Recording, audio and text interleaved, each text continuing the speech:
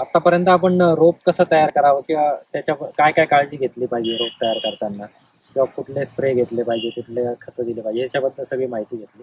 आता आपण बरेचसे शेतकरी किंवा सगळेच आपण शेणखत वापरतो.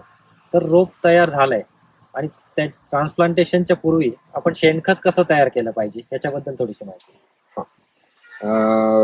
आता हा एक खूप महत्वाचा हा देखील विषय आहे, कारण की ज्या काही आपल्या पिकाला किंवा आपल्या शेतामध्ये जे काही शत्रुबुरशी येतात किंवा प्रादुर्भाव होतो, त्याच्यामध्ये खूप मोठा हात न कुजलेल्या शेणखताचा देखील आहे.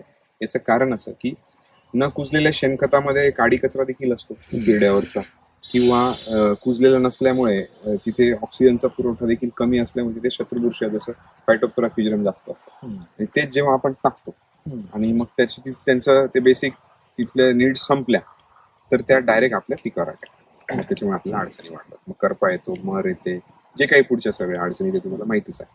मग त्यामुळे शेण जे आपल्याकडे साठवलेलं आहे तर त्याचं प्रॉपर कुजवल्यानंतरच आपण ते वापरलं पाहिजे. तसंच शेणखत आपण ते वापरलं पाहिजे, अगदी चहाच्या पावडर सारखं किंवा कोकोपीट सारखं. मग यासाठी मी काय रिकमेंड करेल, अगदी 40-50 दिवसापूर्वीच जसं इकडे रोपं टाकतोय तसंच तिकडे आपल्या शेणखतावर EM15 सोल्युशन टाकलं पाहिजे.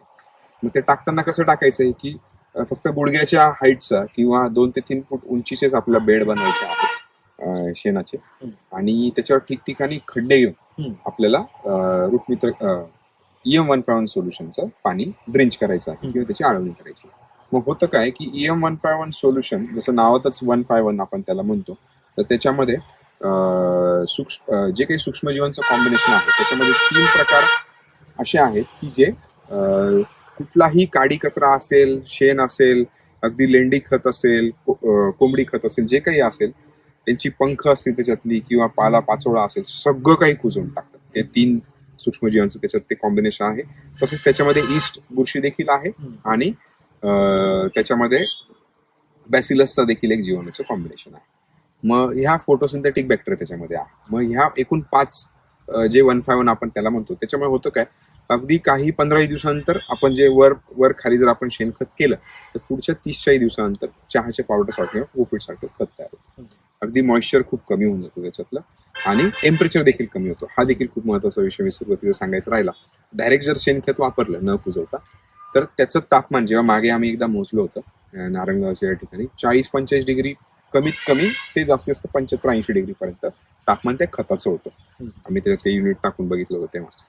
तर पिकाला मुळांच्या इथे पाहिजे 16 ते 21 डिग्री सेल्सिअस, आणि हे तापमान एवढं आहे. मग असेच मुळं होरपळतात किंवा जळतात. मग मुळांच्या टोकाला जर इजा झाली तर मुळांना अन्नद्रव्य उचलता येत नाही. मग त्यामुळे देखील एक कारण आहे की शेणखत कुजून वापरलं पाहिजे. मग अशा प्रकारे आपण पूर्वीच ही सगळी प्लॅनिंग करून, प्रॅक्टिस करून, खत तयार करून वापरलं पाहिजे. मग आता ज्याला ही प्रॅक्टिस शक्य नाही किंवा ज्याची ही स्टेज पुढे निघून गेली, मग तिथे आपण ड्रिपद्वारे किंवा फवारणीद्वारे देखील जमिनीमध्ये EM15 सोल्युशन 500 ग्रॅम वापरू शकतो.